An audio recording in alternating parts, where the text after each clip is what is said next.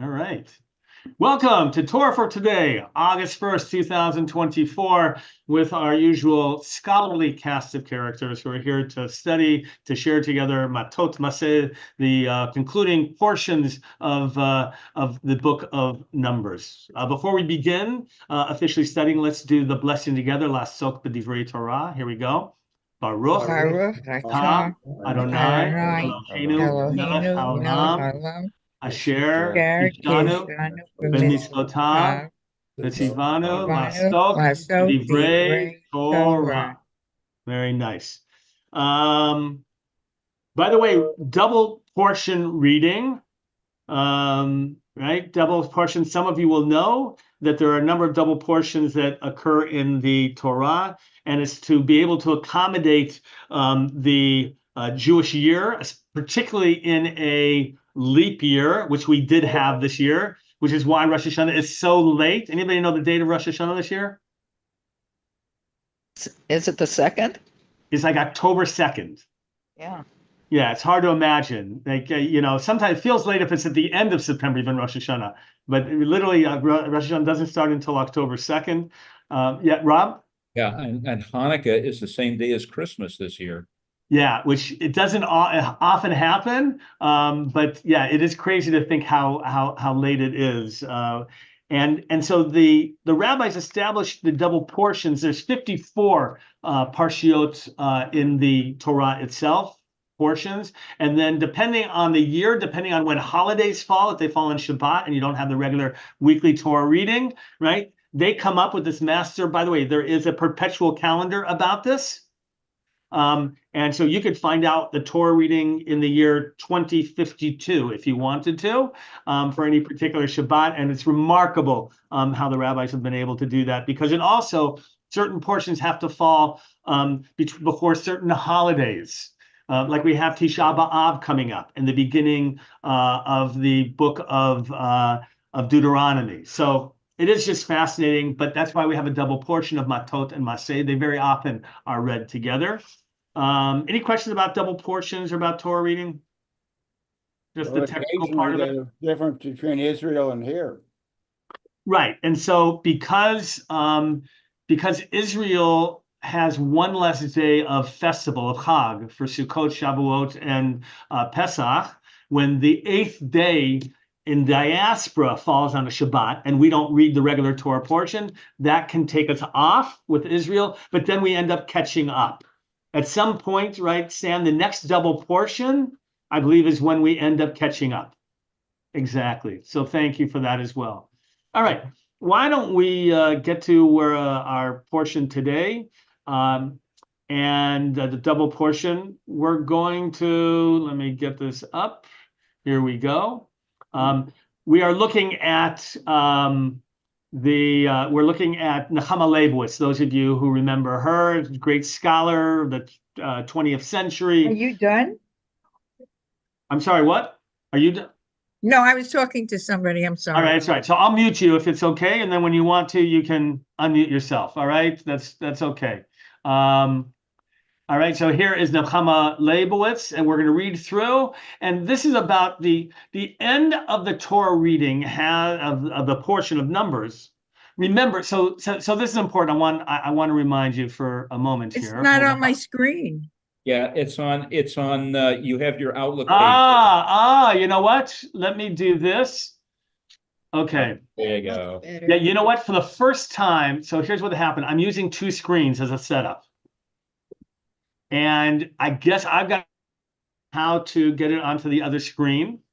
So I'm going to do this because you're going to see my side angle as I look at this. But I will figure this out. You can see it now. Thank you. No, I couldn't find. Like I look at different cameras. You get my side angle now. All right, am I unglitched? Are we unglitched? Are we good now? Yeah, we Are can we see okay? you. Yes. Can you hear me now? Yes. All right. You're gonna have to, like, this glitching, I apologize. Reminder, the book of Deuteronomy, Devarim, is a rehash of the Torah as the Israelites are about to go into the promised land. They're at the end of Numbers, they're on, right, the border of Canaan, of Israel, the Holy Land. They're about to go in. They are stopping here. They've completed their travels. Moses is now in the final weeks of his life. He is sharing with them what transpired, preparing for his own death, and hand over leadership to Joshua. Right? That's what the book of Deuteronomy is all about. And so the end of Numbers is really about, if you will, the final part of their travels together and their journey. And so Matot and Maseh, the stops that they had, are all enumerated, and you're going to find out about the stops and the journeying. Any questions about Numbers and Deuteronomy and how they fit together?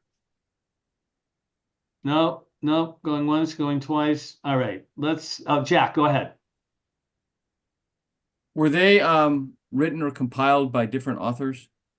So Deuteronomy is perceived as being a completely different source. So if you look at the documentary hypothesis, which has been discounted to quite a bit, JEPD, right? The J stands for the Yahweh tradition, E is the Elohim tradition, P is the priestly tradition, and D is the Deuteronomic tradition.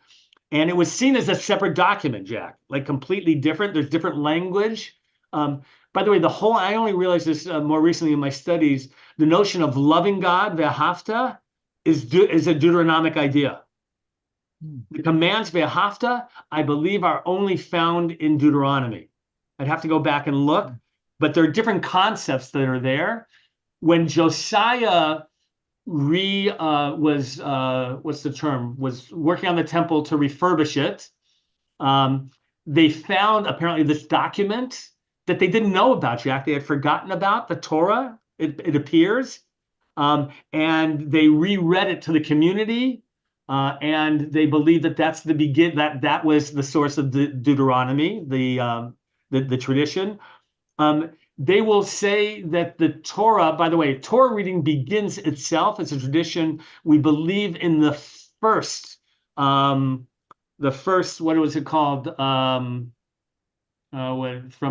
Into Babylonia. What do you call the expulsion, right? When they came from, when they were expelled by the Babylonians in the 6th century BCE, that they started reading Torah as a way, Jack, they couldn't offer sacrifices. They retained their way. They believed that was the beginning of gathering together and reading Torah as a source of continuing faith. When they moved back to Israel, when they returned to Jerusalem, they didn't read Torah.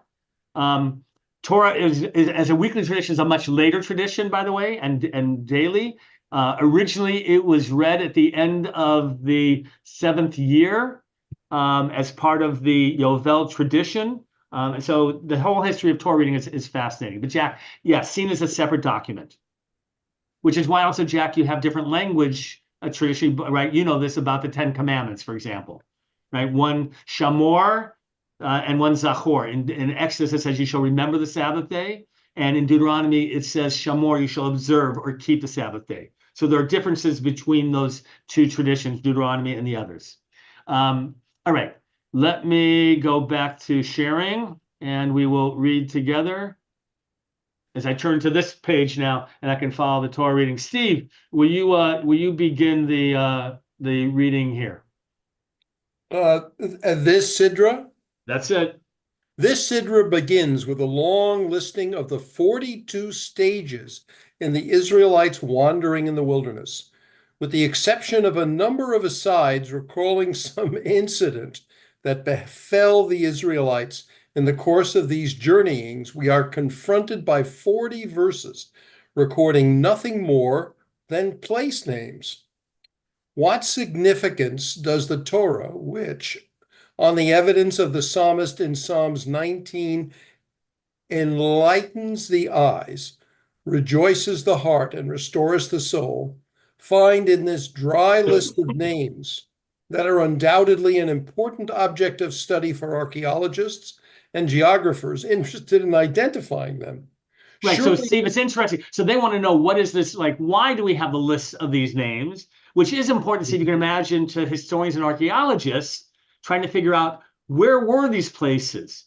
right? Some names were maintained, but some others, they have no idea. And so they've rediscovered what those relationships are to the location and the name. Okay, go ahead. Surely it is the psalmist's definition of the qualities of the Torah and not considerations of archaeological, historical, geographica, and scientific importance that has been accepted by its students in every generation. They sought in the Torah what it itself promised them.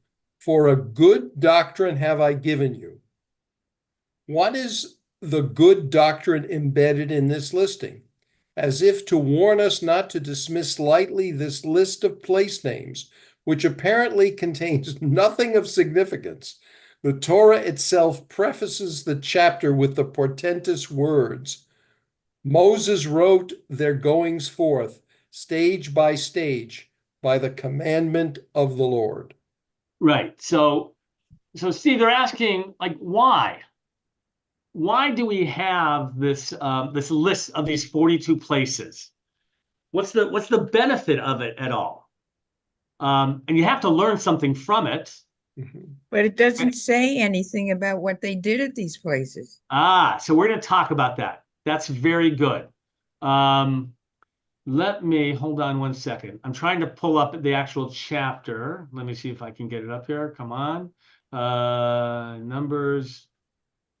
Hold on. All right, so let me now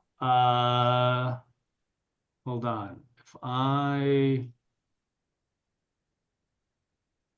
all right, this chapter. These are the marches of the Israelites. Are Yeah. you seeing that? Okay. So this is the beginning of the portion. I can hold on. Let me. If it only. All right. So I'm just going to give you the English. Right. These are the marches Moses recorded. The starting points of the various marches directed. They set out from Ramses in the first month on the 15th day. Okay, the Egyptians, meanwhile, were burying them among. They struck down every male Israel sent out from Ramses and camped in Sukkot. They set out from Sukkot to Etam, from Etam to Pahirot, from Baal Zephon to Migdal, from Panay, right? They made a 33 days journey in the wilderness, Etam and Marat. So that's what they're asking about, Steve, right? They're asking, what is it that, why do we have this list? Right? Like, what is the point? It has to teach you something, doesn't it? So that's what they are dealing with. Let me get back to our source. Hold on. And welcome, George. Nice to have you join us. Okay. All right, here we go. Hold on. Share. Okay.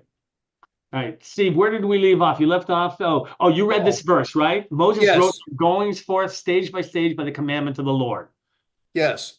All right. So we're going to look at why do we have this list of names? What's the purpose of it? It's just they can't do it to have the names. And Eileen, as you said, like, it doesn't mention why. George, no midrash. George, no midrash, no commentary, no explanation yet, though. Do you have a question? I want to make sure that you don't answer the question yet. No, I had a comment, an answer. No, but I don't want an answer yet. I want to read the source if you don't mind, because I know you often know midrash and the tradition and commentators, and I don't want you to spoil the ending. Okay. All right. So let's go on. Kathleen, would you like to read? Admittedly, the Ibn Ezra wished to Ibn Ezra medieval, right? Ibn Ezra, a medieval commentator. Go ahead. wish to connect the phrase by the, I don't have that, commandment of the Lord with the words stage by stage, as if to say that the stages of their journey were in accordance with the travel schedule planned and directed by the Almighty himself. Right. So hold on. Ibn Ezra wants to suggest, right, that they are given here as a reminder that God dictated the journey. Right? It's important to know they weren't wandering. When we say that they wandered, by the way, how did they know where to go when they picked up camp and went and began to go the way? How'd they know where they were going next? Supposed to be the pillar of fire. Correct. They would follow the cloud. It wasn't like they just didn't know they were going. Right. And by the way, they didn't know when they were going to go. All of a sudden, the cloud would start to move, and they go, "Oh, I guess we're packing up and going." Right. And then they'd follow the cloud. When the cloud stopped, they'd go like, "Okay, I guess we're here." So Ibn Ezra's, is trying to share that he believes the reason that this is enumerated is to remind them that the whole journey was dictated by God. Right? God determined every place that they went. All right. Let's go on. Continue, Kathleen. But Maimonides objects quite rightly. He maintains that the passage implies that the recording of the stages of their wanderings in the Torah was itself a divine command. Its reason was not revealed to us because they encamped by the word of the Lord and journeyed by the word of the Lord. All right. So by the way, here now, Eileen, they're talking about the commandment here is about enumerating these stops, and that it was revealed that by the word of the Lord. So it's a slightly different interpretation by Nachmanides, but we're going to go off a little bit more. Continue, Kathleen, with the next section. The question of what was the point of this record has preoccupied our commentators. We shall cite here several of their explanations, beginning with the father of Hebrew Bible commentaries, Rashi, who gives us two answers. Why are these stations recorded here? In order to publicize the loving acts of the omnipresent, that although he had decreed to move them about and make them wander in the wilderness, you should not think they wandered and moved about from one stage to another the whole 40 years and that they had no rest. For you see that there are here only 42 stages. For 42 stages. Right. So during the 40 years, they stopped in 42 places, which clearly means they're not wandering every day. In fact, we're going to talk a little bit more specifically about how long they stopped in a couple of different places. All right. And so what's the reason given by Rashi? Like, lest you think that they were wandering every day for 40 years, just to know, in fact, that isn't the case, that God let them rest. He let them recover. He wasn't, this wasn't an excessive march, but, that was not a problem. Any comments or questions about Rashi? Yeah, Ian. Now, if it was divinely mandated that they wander for 40 years, for 42 years and have 42 stopping points, wouldn't it have also been just as easy for God to mandate that they walk straight toward Eretz Israel? Or good, perhaps... Ian. So great. So it's important to remember that they did go straight to the promised land. They were about to go in the portion of Shlach Lecha, and you remember what happened? They sent the spies in, or the scouts, better translated. They came back and said, "Oh my God, they're like giants to us." Right? And God then said, "You don't have faith to go in the land. You're going to have to wander, right, for a total of 40 years until you can go into the land." That's and exactly also right. The giants were slaughtered anyway. Well, a different, right? But that was all right. But that's part of. So your question is a great question, and that's the answer of it. Thank you. Thank you for the reminder. Let's go on with the next section. Jack, would you like? In other words. In other words, the stages of their wanderings were mapped out for us in the Torah in order to publicize the mercies of the Almighty and demonstrate how he remembers his compassion, even in the midst of anger. Rashi further shows, citing the authority of our Moses, the preacher. The preacher. Okay, how the 42 stopping points were distributed over the 40 years. 14 of them were their stopping points in the first year of their wanderings, and 8 were visited the last year. It follows then that during the whole of the intervening 38 years that they made only 20 journeys. They were thus enabled to rest and settle down for extended periods of time. Nevertheless, Rashi was not satisfied with this explanation alone, and he added another in the name of Rabbi Tehuma from the Midrash Tanchuma. These are the stages of the children of Israel, a parable. To what it may be compared? To a king whose son was ill, and whom he took to a distant place to cure. And as soon as they returned home, the father began to enumerate all the stages, saying to him, here we slept, here we caught cold, here you had a headache. So the Holy One, blessed be he, said to him, Moses, enumerate all the places where they provoked me to anger. For this reason it is written, these are the stages of the children of Israel. All right. So, so Jack, what is the Rashi's explanation here about why they're enumerated?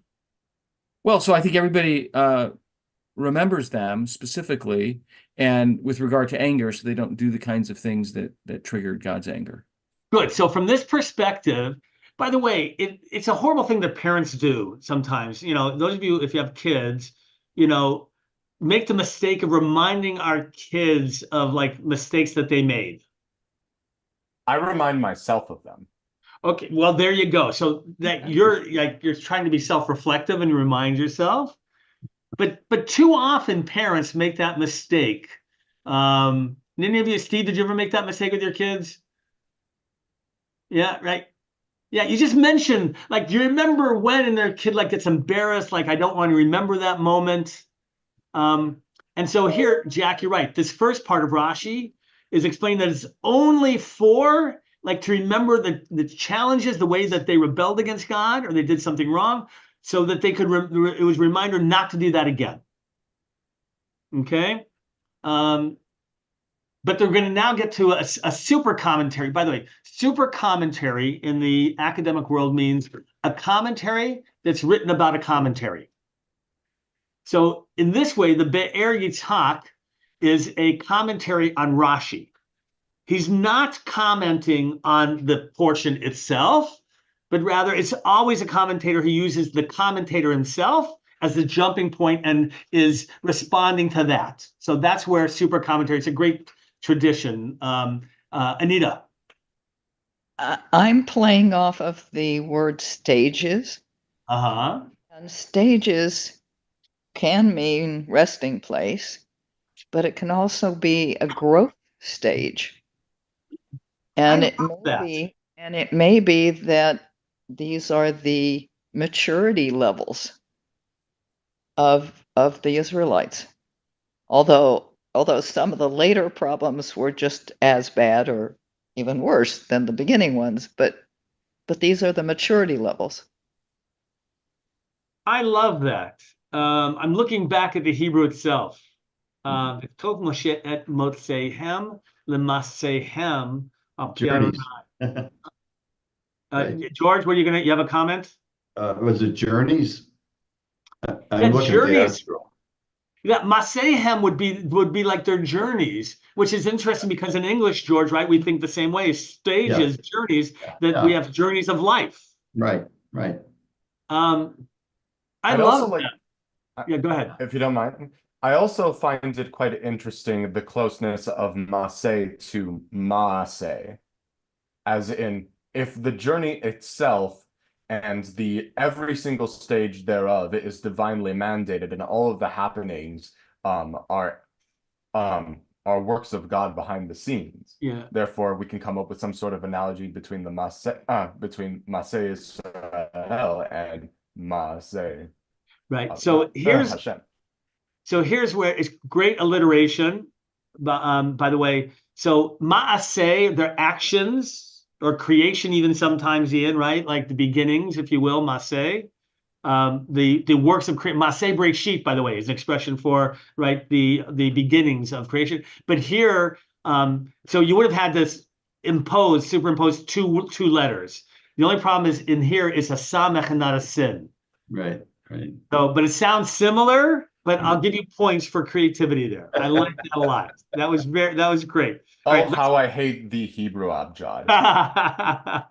That's very true. All right, we're going to go back to, hold on. Okay. Let's see. Who would like, Rob, would you like to read? Certainly. Okay, so here's Rashi's Summa Be'er Yitzhak. Rashi's super commentary, Be'er Yitzhak, aptly compares Rashi's observation with other contexts in the Torah where similar listings are to be found in the census taken of the people in Numbers, In those cases, too, the numerical information would seem to be of statistical, historical, or geographical interest only. What spiritual lesson can we learn from them? Here are the words of Be'er Yitzchak. How aptly did Rabbi Tanhuma expound it, since most of what is recorded in the Torah is concerned with Israel, the commandments and admonitions directed at them, the story of what befell them, the retribution for their sins and reward for their obedience. He similarly expounded the reason for the counting of the children of Israel on each occasion to make it known how beloved they were to the omnipresent. God commanded a census be taken of them because they suffered decimation in the plague, the Almighty thus indirectly apprising us of how deeply the death of even one member of Israel distressed him, as it were. This is the lesson to be learned from the counting, to know how many had survived, like a father consoling himself after the loss of his children with those who still survived and yearning for them. All right, so hold on for a moment, Rob. Is that you can see how Be'er Yitzchak is trying to create spiritual meaning from text, and where you might, Rob, you might think, oh, they talk about who died and then the census as a reminder, by the way, of how, if you will, how judicious God is, or how the God punishes people, and he's saying no. The reason that those censuses are taken is a reminder of how precious each person is, and God is letting them know, right, consoling them about how many are alive and how large their community is. So now this is the first foundation, and trying to think about, now he's going to get to about the mentioning of the journeys. And George, here they actually use, she uses the word translation journeyings. So I like that. Rob, continue, please. A similar reason. A similar reason underlay the recording of the stages of Israel's journeyings. Since the Holy One, blessed be He, brought them out of Egypt till they arrived at the gates of the land of promise, much had befallen them, both favorable and unfavorable. This short listing of the stages of their wanderings was designed as reading material for them after they had settled down in their homeland. Each stage that they noted in their reading would enable them to recall what had befallen them at that place. They would accordingly take to heart the kindness showed to them by the Omnipresent and the sufferings they endured for their disobedience, so that in the future they would act rightly and not sin. This chapter draws our attention to the love of the Holy One, blessed be He, for His people. After their return to their homeland, the faithful Father imparted to them a record and everlasting memory of what had befallen them on their way to appreciate the security that they had achieved and their true happiness in love and fear of the Lord. Right. So I love this imagery. I don't know about you, right? That says they sat down, Jack, and they said, like, oh, Sukkot. Oh, do you remember what happened in Sukkot? Oh my God, this tag. And Eitam, oh, here's what happened to the Israelites. It was supposed to remind them of journeys. And I don't know about you, but excuse me, I think that's the essence of family and experience and trips. Right? Like when you go to places, you tend to recount, like, what did you do there and what happened there? And so trying to make that connection. Any thoughts about this concept or no? I find it very interesting, by the way, that the Torah mandated punishments for the various sins that are committed by Israel on this journey, the death penalty and so forth. I mean, they haven't been enforced for over 2,000 years due to the loss of the temple and the loss of the Sanhedrin. And so looking back on these verses, I guess one can get the impression that since then, Judaism has morphed into a religion that is completely incapable of enforcing its own its own doctrines. No, so what we'd say is, and what we've said is that the Judaism we know today is rabbinic Judaism, of course, and not biblical Judaism. Right, so that morphing process is exactly what rabbinic Judaism is, and supplants purely biblical Judaism. 100%, you are correct. Yet at the same time, also, I mean, we had the ability to enforce some sort of regulation of the observance of the community, for example, within the Kahal system in Eastern Europe.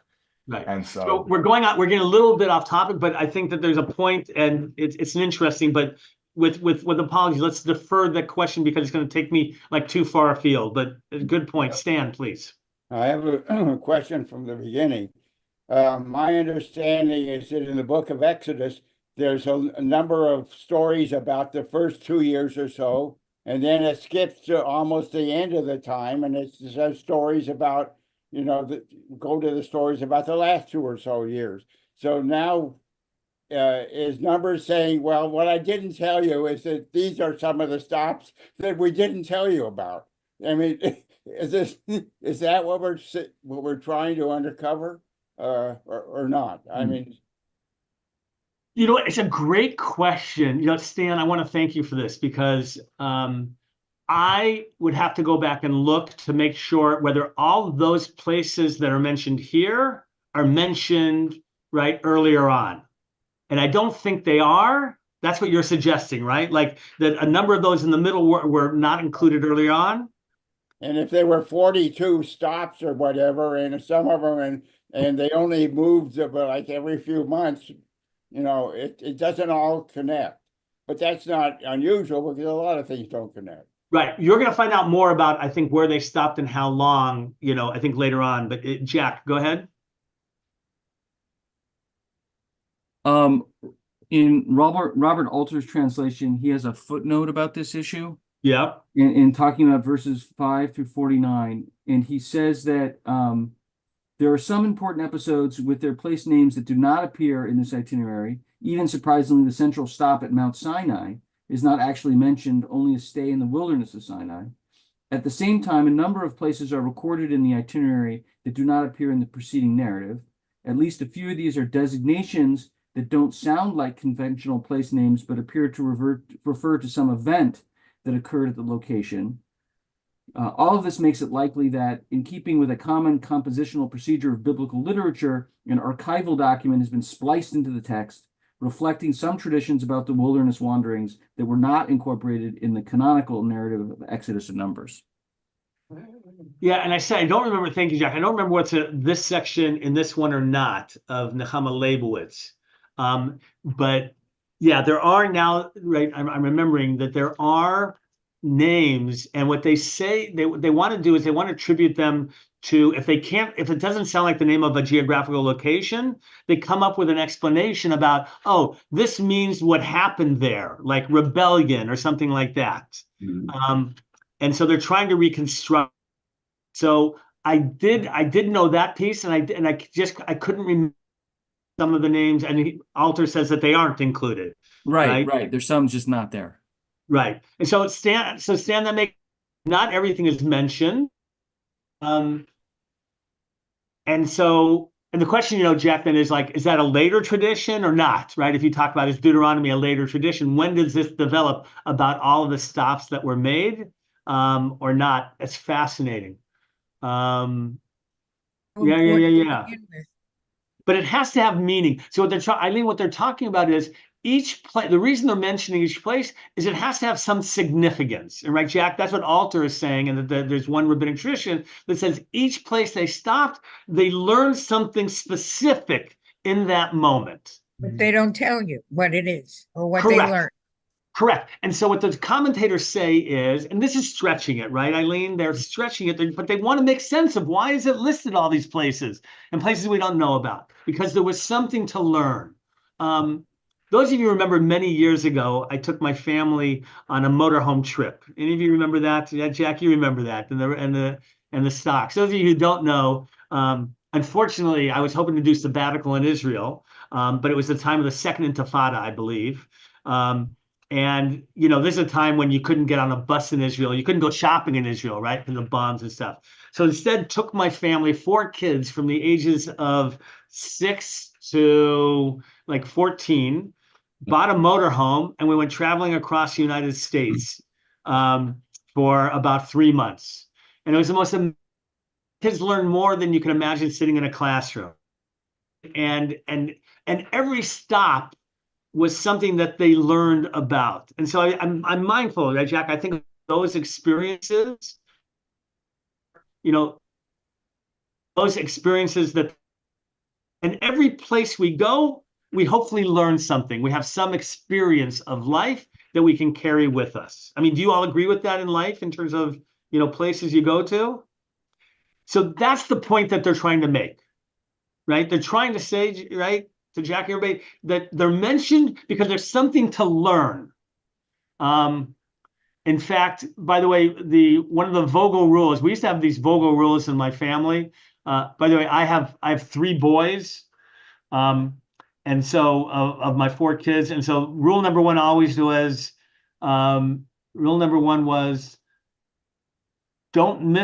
don't pass up the chance, which meant like a bathroom stop, or you will imagine in your pants. So it's like, like lessons of life. The end after the trip, the lesson was enjoy the journey before you're on the gurney. Right. And that's what this is saying. Like the journey of life gives you lessons, positive and negative, that you want to hold on to. All right. So let's continue with this. Hold on. All right. We are continuing with the first chapter there. And to Sam, you want to read the first chapter? Okay. Pardon me. The first chapter of our Sidra. It's on the right-hand side. Do you have it? Yeah. The first chapter of our Sidra thus contains a message of historical continuity, evokes the memory of the sufferings attending the achievement of our goal, making us look back to the history of our ancestors down the ages. Maimonides gives a different explanation of the significance of this chapter in his Guide to the Perplexed, in dealing with the general problem of, quote, those accounts in the Torah which many think serve no purpose. I think I just soon had someone else read. All right. No, that is fine. Steve, have you read? Would you like to read? I'll read. I'd be happy to read. I just got distracted. Where should I read from? We're here with reference to such a passage. Let me try and I'll make it even a little bit bigger. Hold Please. on. Let me see if I can there. Perfect. Okay. With reference to such passage, I will first state a general principle and then proceed to discuss them separately. Every narrative in the Torah serves a certain purpose in connection with religious teaching. It either helps to establish a principle of faith or to regulate our actions and to prevent wrong and injustice among men. I want you to remember, this is in Moreh Nevuchim, Guide for the Perplexed. So this is really about trying to understand God, understand life. This is not his Mishnah Torah, which just enumerates and explicates laws, but rather this is really his philosophical approach to Torah and to Judaism. So go ahead. When we therefore come across narratives in the Torah which have no connection with any of the commandments, we are inclined to think that they are entirely superfluous or too lengthy or repetitious. But this is only because we do not see the particular details which make those narratives noteworthy. Of this kind is the enumeration of the stations of the Israelites in the wilderness. At first sight, it appears to be entirely useless. To remove such a misconception, the Torah states, and Moses wrote their goings forth stage by the commandment of the Lord. All right, so Steve, that's why that introduction. Right? Don't think that what's about to be shared is, irrelevant or mundane. God has commanded this listing. Mm-hmm. All right. And you're supposed to share it. I love the idea. Like, these are the stories. This is like, you're supposed to remember these stops and what they meant to the Israelites, right? Your ancestors. Go ahead. It was indeed most necessary that these should be recorded, for miracles are only convincing to those who witnessed them. Coming generations, who knew them only at second hand, may consider them as figments of the imagination. Now, the greatest of all miracles in the Torah is the stay of the Israelites in the wilderness for 40 years with a daily supply of manna. This wilderness as described in the Torah, consisted of places wherein were fiery serpents and scorpions and drought, where there was no water, places very remote from cultivated land and naturally not adapted to the habitation of man. It is no place of seed or of figs or of vines or of pomegranates, neither is there any water to drink. A land no man passed through and where no man dwelt. In reference to the stay of the Israelites in the wilderness, the Torah relates, "Ye have not eaten bread, neither have ye drunk wine or strong drink." All these phenomena were miraculous in public, but God knew that in future people might doubt the. You're going to see it's a very long section we're still reading from, but I'm not going to have you read it all, Steve, maybe. The authenticity of these miracles, as they doubt the accuracy of other narratives. They might think that the Israelites stayed in the wilderness in a place not far from inhabited land, where it was possible for man to live in the ordinary way, that it was like those deserts in which Arabs live at present, or that they dwelt in such places in which they could plow, sow, and reap, or live on some vegetable that was growing there, or that manna always came down in those places as an ordinary natural product, or that there were wells of water in those places. In order to remove all these doubts and to establish firmly the accuracy of the account of these miracles, the Torah enumerates all the stations, so that coming generations may see them and learn the greatness of the miracle, which enabled human beings to live in these places 40 years. All right. So what's the, right, Rob, so what's the purpose of these enumerations then? To avoid fake news. Uh-oh. Alternative realities. Now, Alternative. if I may ask, by the way, how many of these place names can we actually trace over to other events within the Torah that have been described at length? So I'd have to give you the, and I forgot where that source is, that, you know, we started mentioning with Jack, in that where each stop is actually, by a commentator, given the significance about, you know, where it was and what took place there. They're not able to, those that they had to get more creative with, Ian, they're not sure exactly where they were, but they do try to, they try to find a relationship between what it took place and a geographical location. I'm not sure how many of them are geographically or historically correct. Yeah, if that's your question. I also do find it quite amusing that one of the place names is Sukkot, and yet we are to assume that we dwelled in Sukkot throughout the entirety of the journey through the wilderness. Yeah. Well, not throughout, right. By the way, the Sukkah becomes the symbol of it. Sukkot is actually mentioned in as a place before. It's mentioned in Genesis, even, where Abraham, is it Abraham or Isaac, dwelt in Sukkot, and it's actually mentioned by name. And the first Sukkah mentioned, by the way, the word of Sukkah, the first time it's mentioned, I think he built for the animals. He built a Sukkah when he dwelt there. Thoughts about this general premise about right, Maimonides is suggesting, right, about the enumeration. It's not, I mean, I don't think it's so far off something new. Stan, what do you have? Well, my understanding was that Maimonides believed that we as individuals don't have the, quote, intellectual capacity to understand a document is written above our heads, and that the Torah was kind of dumbed down so that the people could relate to these stories. I don't know if that's, you know, what it's you not exact. No, I wouldn't say that. He did believe that most people couldn't understand God. That part's true about God. But he did believe that people, that what he said, let me try and phrase this. He said that many of the commandments by God and given to the Israelites were given because of how, if you will, primitive they were in that generation, like offering sacrifices, Stan, right? Maimonides ultimately believes that that's not the of worship of God. And then, so why were they given? People understood, and to not have them worship that way was beyond their capabilities.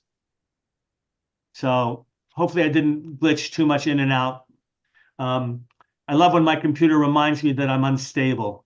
So it's always a good reminder about a psychological, status as well. We're going to continue. Thank you, Steve. I'm glad you enjoyed that. Do you like Steve? Steve, do you like when your computer tells you you're unstable too? Yeah.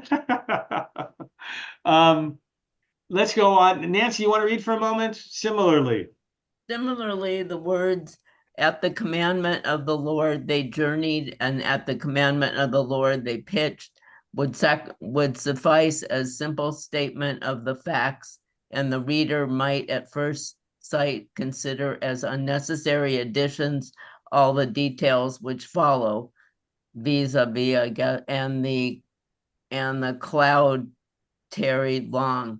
And so it was when the cloud was a few days, or whether it was 2 days.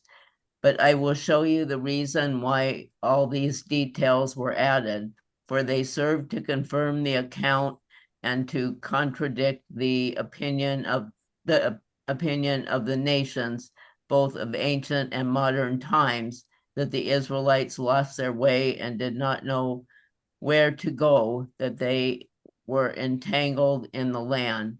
All right, so here, I'm going to skip. We don't have a lot of time, but I'm going to have you skip to the bottom of that, because here they do share about, they stayed in one place for 18 years. Right? Do you see where my pointer is in here? Yeah. In another place it lasted 1 day. In another, 1 night. There was no blundering. The journey was regulated by the rising of the pillar of the cloud. That's what we said. All right. So here at the very end, just read this last line, Nancy. They could not possibly have got lost. Their zigzagging and stopping were deliberate, for which the Torah states the real cause. All right. So that is, what they're trying to get from Maimonides. I want to go, Maimonides here was not satisfied with the explanation. He concludes, in like manner, there's a good reason for every passage, the object which we cannot see. We must always apply the words of our sage. It is not a vain thing for you. So again, he's trying to emphasize that this is a place for learning. Just don't think that they're listing names, okay? In other words, and this I just want to the last section by Sforno. In other words, the lack of thought, content, the dearth, the lack of religious message must be traced to the incapacity of the student. Well, here, Stan, right? Like if we don't understand, it's only because we don't have the capacity, right? That's what it's saying. Detect the internal inner significance. What does Sforno say? Sforno gives another one. These are the stages. The Lord, blessed be he, desired that the stages of the Israelites' journeys be written down to make known their merit in their going after him in the wilderness, in a land that was not sown, so that they eventually entered the land. And Moses wrote down their destination and place of departure. But sometimes the place for which they were headed was evil, and the place of departure good. And these are the stages according to their goings forth. Sometimes the reverse happened. He wrote down, too, the details of their journeys because it involved leaving for a new destination without any previous notice, which was very trying. Despite all this, they kept to the schedule. On each occasion, it's recorded that they journeyed from a particular place and encamped at a particular place, indicating that both the journeying and the camping were trying experiences. So what do you want to take in terms of in the closing minutes we have? What do you want to take from this about why you think it's important that these places be enumerated and we reflect on all of the 42 stops? Anybody want to come up with a meaning? I don't find any meaning. Okay. Anybody else? I think that the most obvious obvious use for them is for us to, I suppose, analyze the etymology and the meaning of the place names, try to look at commentaries that link various place names to certain occurrences that are described within the Torah.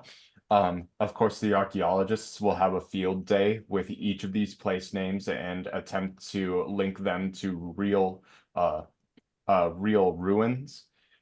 I know, for example, that Sukkot, I think, has been linked to Al-Arish in Egypt, in the Sinai Peninsula.